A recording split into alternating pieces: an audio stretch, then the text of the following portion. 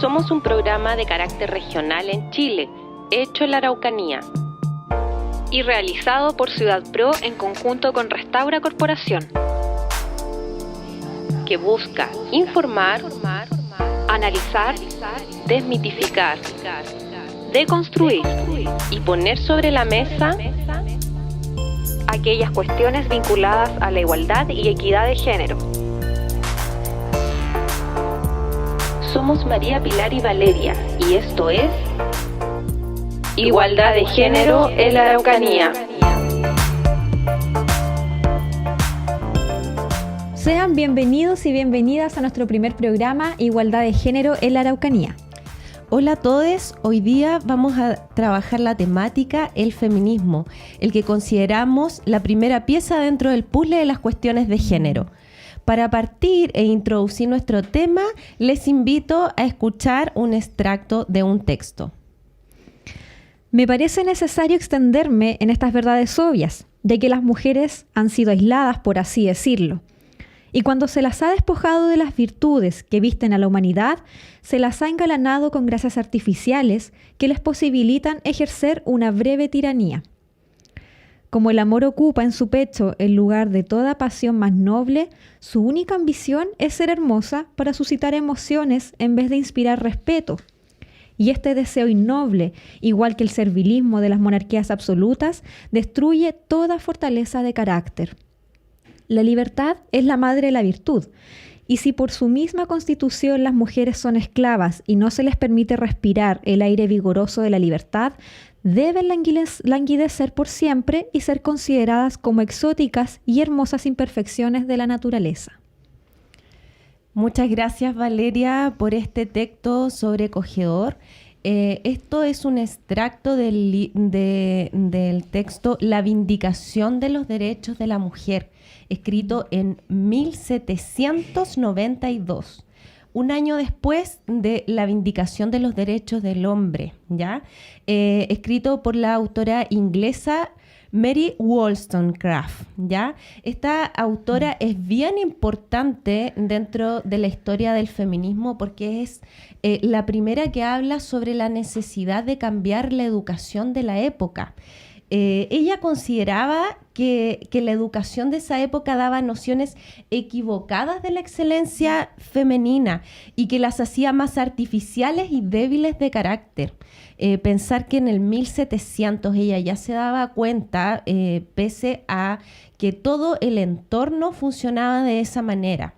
Mary también hablaba del matrimonio ya también, con el cual no estaba de acuerdo, y ella decía que el Estado debía garantizarle a las mujeres poder hacerse cargo de estas cuando tenían maridos que las maltrataban o usaban la fuerza en contra de ellas.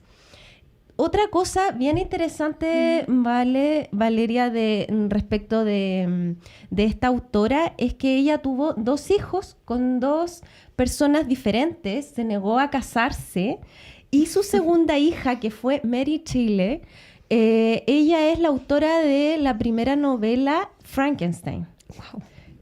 Y bueno, volviendo a Mary Wollstonecraft, entonces ella luchó por cambiar la educación en el 1700, ¿cierto?, para las mujeres, para los hombres, y porque ella decía que a través de eso se podía conseguir el carácter como ser humano independiente de tu sexo, ¿ya? Entonces, con estas ideas, Mary estableció, ¿cierto?, las primeras líneas de la ideología del feminismo como lo conocemos hoy. Y ahí hay un tema súper importante, un concepto que es el feminismo, ¿verdad? Y que también se vincula con lo que vamos a trabajar hoy.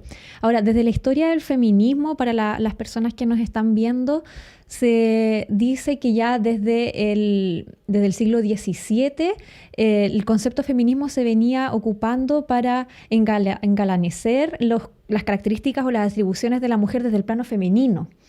La belleza, etcétera, etcétera, la seducción también. Pero ya en el 1880, Pilar, se le entrega una connotación totalmente distinta y se vincula más con los movimientos sociales y políticos que buscaban la justicia social y la igualdad de derechos de la mujer en torno al hombre. Bien, la RAE, de hecho, la Real Academia de la Lengua Española, define feminismo de la siguiente forma: doctrina social que concede a la mujer capacidad y derechos reservados hasta ahora a los hombres. Con eso ya nos entrega una base totalmente clara de lo que busca y también de cómo se ha desarrollado, porque no olvidemos que el feminismo se ha expandido en muchas ramas actualmente, desde el feminismo ecológico, que busca el tema del medio ambiente, un feminismo más de tono filosófico, lésbico también, el feminismo marxista y innumerables otras ramas que muchas de las mujeres en estos 2 siglos de desarrollo feminista se han unido y lo han tomado como una ideología y un movimiento también de vida. Dentro de la historia también del feminismo podemos destacar 3 olas que también son temas que vamos a ir desarrollando hoy día. La primera desde finales del siglo XIX y principios del siglo XX y que habla más desde la necesidad del derecho a sufragar de las mujeres, que no era algo que estaba considerado. En la segunda ola, entre la década del 60 y 70, no hace mucho tiempo atrás tampoco, y que buscaba enfatizar las libertades de las mujeres. Entonces, ya entre estas 2 olas vamos viendo un avance en torno a cómo se ha superado cierta desigualdad. Sin embargo, hoy día todavía persiste y estamos viviendo ya desde la tercera ola, que viene a buscar ciertas lagunas o reivindicar ciertas lagunas que han establecido, que se han mantenido desde ya la década del 60 y el 70 con esta segunda ola. Así es. Todos estos temas son antecedentes que vamos a ir tocando en el programa de hoy. También decir también que hoy día no se habla de feminismo, sino de feminismos. Exactamente. A través de lo mismo que tú estabas señalando, que existen muchos tipos de feminismo y formas de vivenciarlo. Y partir que el feminismo nosotros hablamos desde la historia, desde el siglo XVII, finales del siglo XVII y ya con fuerza en el siglo XVIII, pero nace mucho más atrás y siempre partiendo a través de la ilustración, en la medida en que las mujeres, las escritoras, las filósofas, ¿cierto?, las mujeres políticas comienzan a tomar el posicionamiento del feminismo como hoy las entendemos, pero en la historia también de mucho más atrás, incluso de Grecia, las mujeres tenían también alguna fuerza de manera individual y dieron luchas personales, como algunas artistas, ¿cierto?, hasta llegar al movimiento social, político que es hoy día. Así que vamos a abordar esta temática en profundidad hoy día.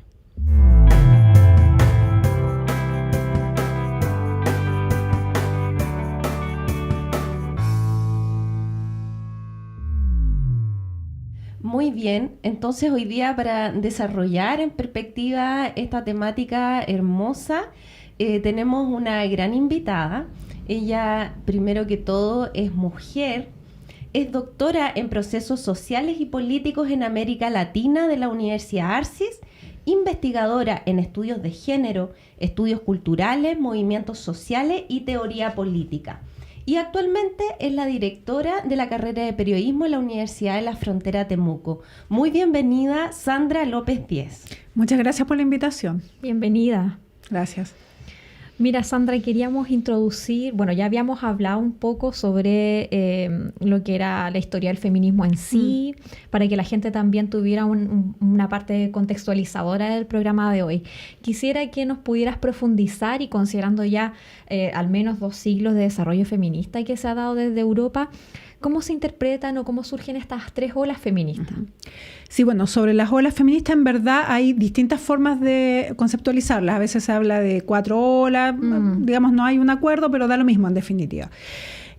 Pero si pudiéramos situarlas en realidad, podemos decir que hay, incluso en el periodo previo a lo que se llama la primera ola, que es la ola centralmente sufragista, hay un periodo previo donde nace de alguna manera las bases de lo que posteriormente se denomina el movimiento político feminista, que tiene que ver con el periodo de la Revolución Francesa centralmente, donde emergen a partir de de que la Revolución Francesa, que es, digamos, hecha también por mujeres, incluso había clubes de mujeres, había mujeres que hicieron distintos planteos durante la Revolución, pero sin embargo, una vez que se consolida la Revolución Francesa, se decide en la Asamblea Nacional que las mujeres van a ser excluidas de los derechos políticos, de los derechos ciudadanos y también de los derechos a la educación. Wow. Y allí ya había mujeres, entre ellas Olympe de Gouges, por ejemplo, que planteaban los derechos, digamos, y por qué la mujer en verdad podría ser, eso era una ciudadana en definitiva. Entonces había muchas mujeres que incluso elaboraban periódicos y pasquines de la época que se organizaban planteando los derechos de las mujeres.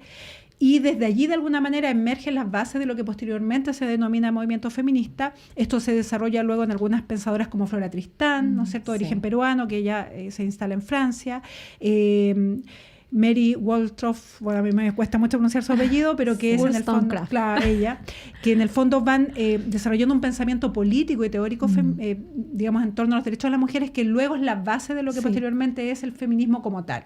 Y ya el feminismo como tal efectivamente se instala como movimiento político en lo que se denomina esta primera ola, a fines del siglo XVIII, que básicamente, o sea, que tiene dos en realidad corrientes internas. Una que es la que tiene como eje la lucha por el voto femenino y por los derechos políticos, y otra que es aquella asociada a los movimientos revolucionarios de la época, los movimientos socialistas básicamente, donde hay figuras como Alejandra Kollontai, ¿no es cierto?, Clara Zetkin, que plantean los derechos sociales también de las mujeres. Estamos hablando del derecho a huelga, igual trabajo, igual salario, protección a la maternidad. Entonces, estos dos grandes movimientos internamente confluyen en la lucha por el derecho a voto. Ya esa es la primera ola, que lo que hace en el fondo es ampliarse desde Europa y Estados Unidos al resto de América Latina y que termina en casi todos los países, ¿no es cierto?, instalando el sufragio femenino en distintos momentos, algunos a principios de siglo, otros más hacia mediados. En Chile, bueno, sabemos que es la primera vez en los años 30, pero que efectivamente se concreta el año 52, cuando las mujeres votan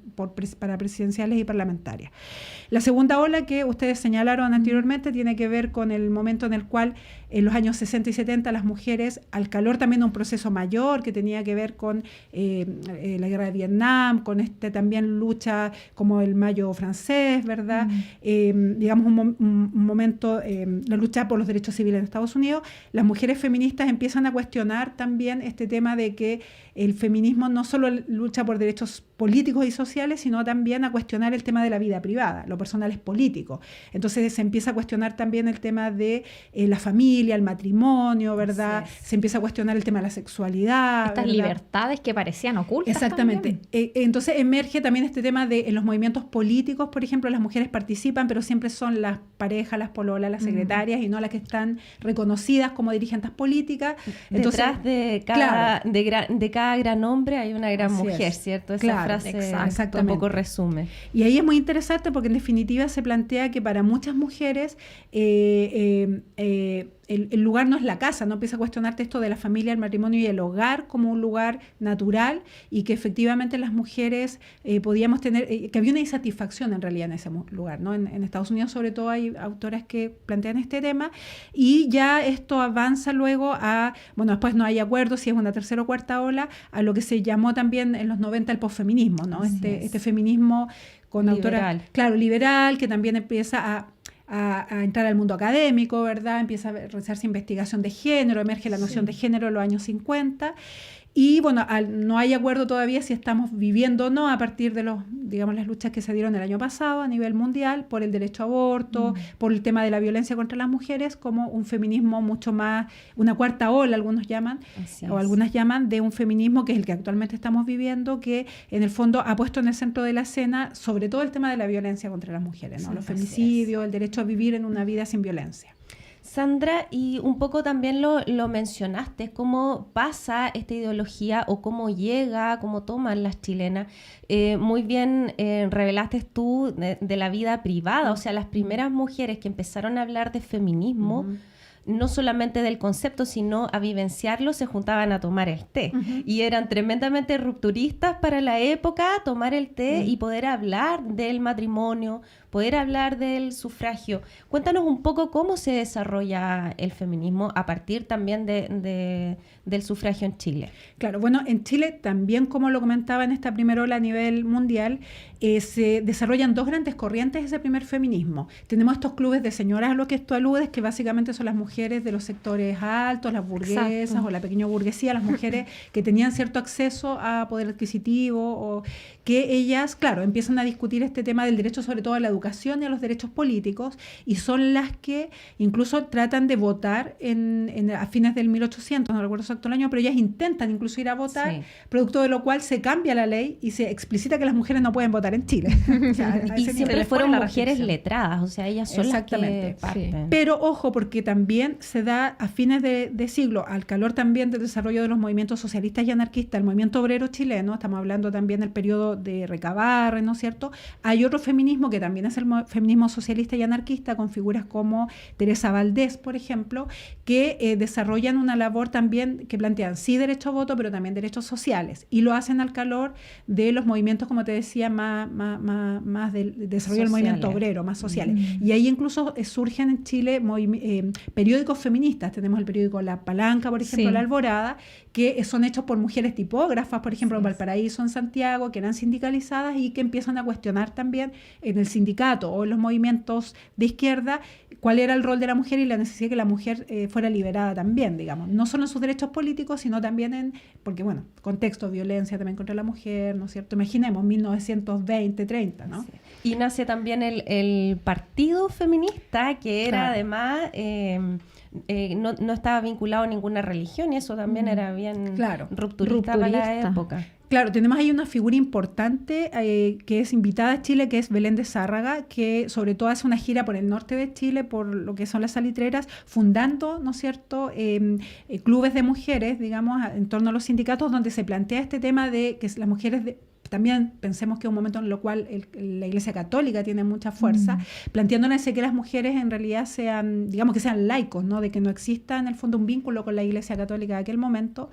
Y bueno, posteriormente tenemos el gran hito que es el MEMT, ¿no? Que el MEMT era policlasista, es decir, había mujeres obreras, incluso, bueno, nosotros hemos hecho una investigación donde hemos buscado en el Diario Austral, por ejemplo, y hay muchas crónicas de reuniones que se hacían acá. Había mujeres menchistas aquí, por ejemplo, en Puerto Saavedra, en Carahue, en Angol, en Imperial, en Victoria, o sea, y eran, por ejemplo, había de pronto 30 mujeres afiliadas al MEMT aquí en la región. Entonces es un movimiento que, si bien tiene intelectuales, ¿no? Elena Cafarena, etcétera, tiene muchas obreras también. Incluso aquí en Temuco se reúnen en la creo que se llama Unión Ferroviaria, que todavía existe. Sí. Allí hacían sus reuniones las mujeres. Sandra, y bueno, ya tú conversabas más o menos de todo este movimiento feminista que surge también al alero de la clase obrera.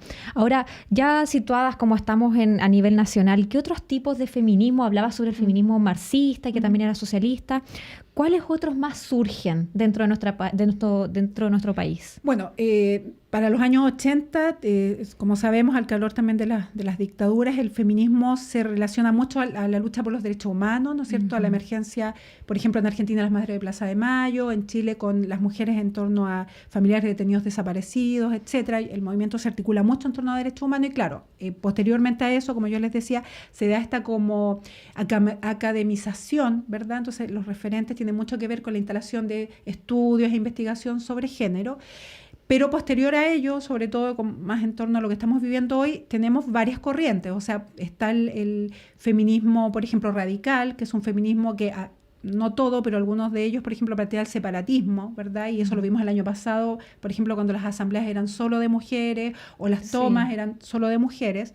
Es un feminismo que plantea teóricamente la idea de que digamos que las mujeres debemos crear un mundo propio, o sea, desde un lenguaje propio, una cultura propia, hasta un mundo separado de los varones, planteando que el patriarcado de alguna manera es una estructura que los hombres deben cambiar y que es un trabajo de ellos, digamos, y no de las mujeres, digamos, que les deben enseñar o plantear, sino que en definitiva, pero que es un problema estructural.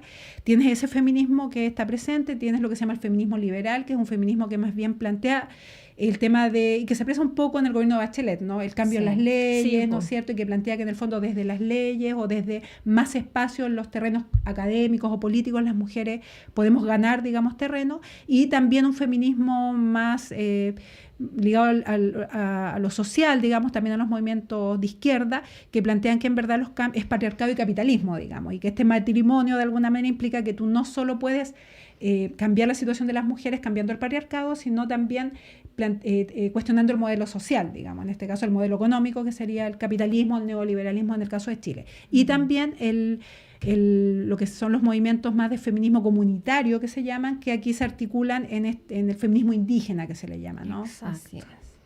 Sandra, y existe, bueno, 2 preguntas. ¿Existe el feminismo de derecha?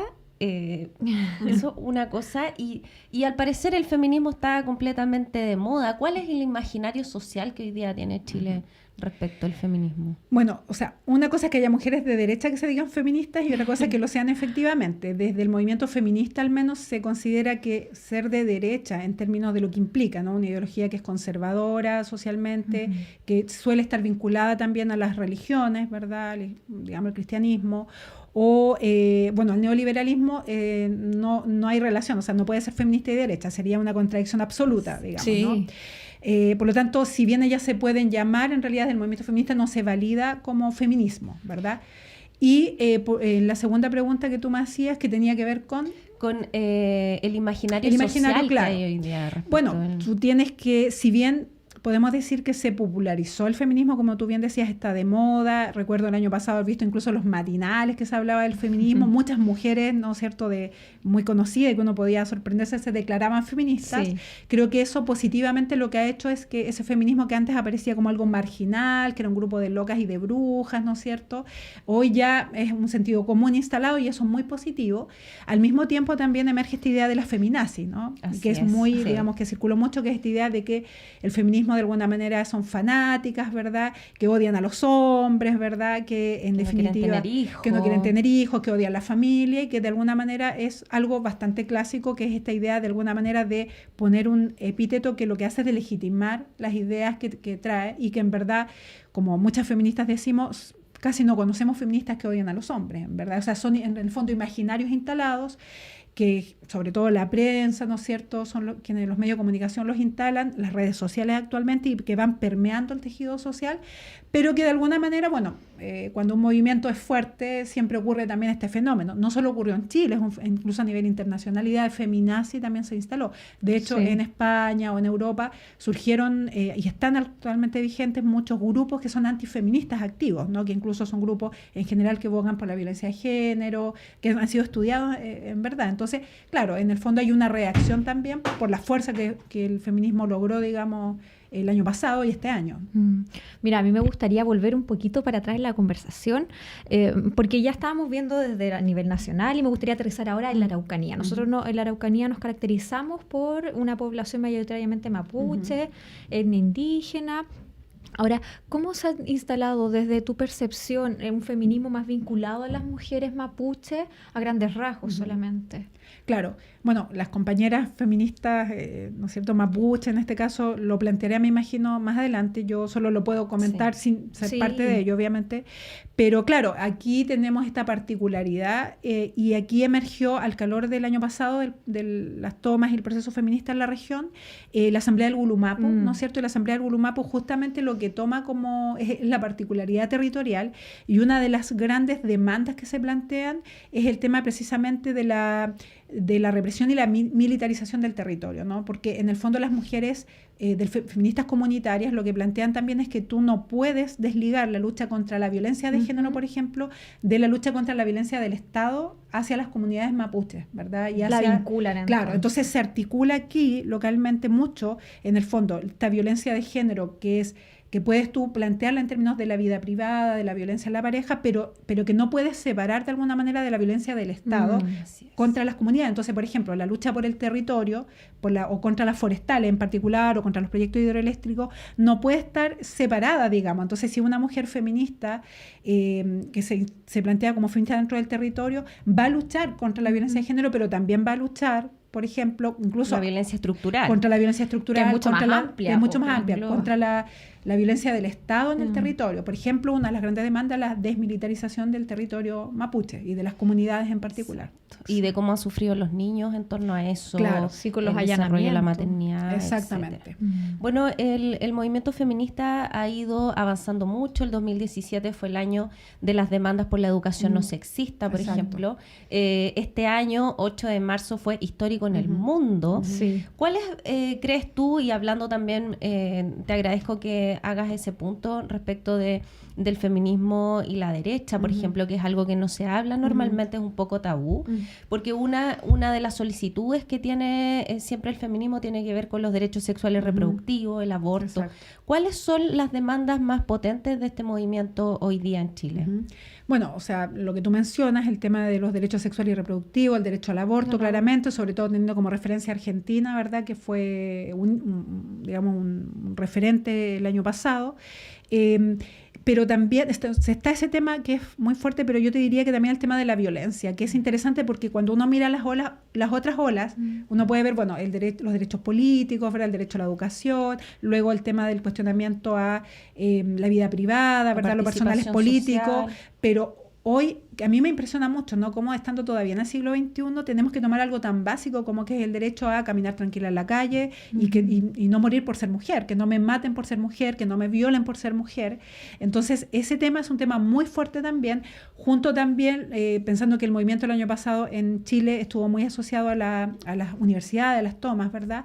El tema de igual trabajo, igual salario o las desigualdades de género, no solo en remuneraciones, sino también en la ocupación de espacios. Por ejemplo, en el mundo universitario, que uno diría es un mundo, ¿no es cierto?, que Más democrático. las desigualdades son tremendas. O sea, recién este año se logró que fuera electa por primera vez una mujer, que además es una colega que viene de la Universidad de la Frontera. Por ejemplo, las desigualdades en torno a los tipos de contrato, a las mujeres que llegan a ser de planta y a tener las mayores jerarquías son ínfimas. O sea, de hecho, se habla de este techo de cristal en el cual mientras tú más estudios tienes, en realidad más desigualdades tienes. O sea, puede haber más igualdad en trabajadores del retail entre hombres y mujeres que entre académicos que tienen doctorado, académicas con doctorado. Es mucho más desigual allí. No hay una Y el proporción. posicionamiento de las propias académicas, o sea, dentro de las propias discusiones que se dan internamente en las universidades. El reconocimiento también a esas mujeres que de la academia... O sea, el camino es muy rudo para las mujeres. Claramente, por ejemplo, lo que nosotros hemos diagnosticado es que para muchas mujeres empieza, en el fondo, comillas, tu carrera académica más tarde, o la interrumpes por la maternidad, porque quien se queda, comillas, en general en pausa es la mujer y no el varón, ¿no? O que efectivamente es mucho más difícil ese camino, incluso para publicar, ¿no? Hay investigaciones que señalan que generalmente las publicaciones las lideran varones. Y que en general cuando las mujeres publicamos tenemos incluso, somos más observados, más rechazadas en nuestros trabajos, incluso se hacen observaciones sobre la forma, porque incluso en términos del lenguaje y las estructuras son estructuras muy masculinas y muy patriarcales. Y ahí la importancia de la lucha por la equidad, porque la gente dice, bueno, ¿cuál es la diferencia entre igualdad y equidad? Y la equidad es necesaria aquí cuando quieres emprender una carrera y tienes la triple jornada. Claro, exactamente. Y eso no ha cambiado. O sea, incluso estudios del año pasado señalan que en el uso del tiempo libre las mujeres todavía le dedicamos mucho más tiempo, muchas más horas en el día, ¿no es cierto?, a las tareas, comillas, domésticas, o ir al supermercado, o a preocuparte de la administración, claro. Y del cuidado no solo de los niños, sino de los enfermos. Exactamente. Entonces, en verdad, la reflexión de alguna manera es cómo en el siglo XXI todavía estamos planteando, por ejemplo, igual trabajo, igual salario, por ejemplo, los derechos a la visibilidad, digamos, o por ejemplo, mujeres decanas, mujeres rectoras, lo que decíamos, e incluso algo tan mínimo como que hoy tú vas a cualquier tienda, a la sección de juguetes, y todavía los juguetes para niñas son las guaguitas que se hacen pipí, son las cuestiones asociadas a la tarea doméstica, las princesas, eso es brutalmente así todavía, y para los varones son los superhéroes, son las cuestiones que tienen que ver con el trabajo, eso está igual, no ha cambiado, ha cambiado muy poco tal vez. Impresionante. Incluso están como separados en las repisas, por los juguetes de niña y los juguetes y la de ropa niño, también, la o sea, ropa yo tengo igual. una hija pequeña y todavía este tema de que los dinosaurios están en la sección de niñitos, ¿no es cierto? Y lo rosado está en la sección de niñita, Y tú dices, ¿por qué? ¿De dónde salió? Bueno, y ahí te das cuenta que en el fondo la norma social, esta norma que no está escrita, que no es una ley, pero que tiene que ver con estos imaginarios que hablábamos antes, sigue estando presente. O sea, vas a un cumpleaños y tienes que pensar que si es un niñito, es un regalo de niñito, porque si le vas a llevar una guaguita que se hace pipí, probablemente la mamá o el papá se enojen, ¿verdad? O sea, la internalización todavía muy presente de lo que se supone que es lo femenino y lo masculino, ¿verdad? O la heteronorma también. Así es. Sandra, te agradecemos infinitamente por tu tiempo, por compartir tus saberes y por estar aquí con nosotros. Te pedimos que no te vayas para que participes de nuestra siguiente sección, que es la sugerencia de la semana. Muy bien. Sí. Gracias. Bueno, para la gente que está en la casa, que nos está viendo, para ti, Sandra, también queremos sugerir el siguiente libro, que se llama Feminismo para principiantes, de una autora española llamada Nuria Varela. Es un libro maravilloso, en un lenguaje muy claro, explica todo lo que hemos estado conversando sobre la historia del feminismo, las olas, los tipos de feminismo que se han ido dando a lo largo del tiempo. Lo pueden conseguir en cualquier librería y también está una copia autorizada en internet que pueden descargar para que lo lean, lo compartan, lo difundan y lo discutan también con sus familiares. Bien. Muchas gracias, Sandra, nuevamente. Valeria, los esperamos la siguiente semana en un nuevo capítulo de este programa. Los invitamos a seguirnos por redes sociales a través de Ciudad Pro en Spotify y YouTube, y las redes sociales de Restaura Corporación también en Instagram y en Facebook. Muchas gracias, nos vemos en un próximo capítulo.